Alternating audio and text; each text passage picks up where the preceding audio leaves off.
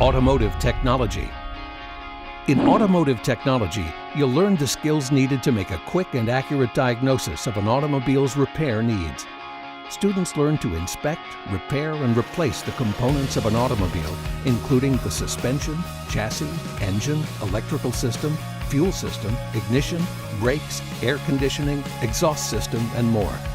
Welding processes and safety techniques are also taught.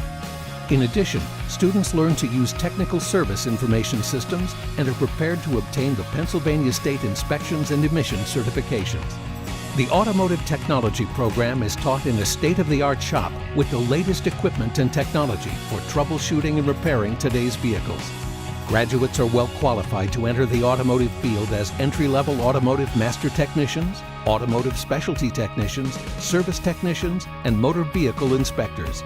Students who pursue advanced technical training at the post-secondary level will find additional opportunities in service, management, and business ownership.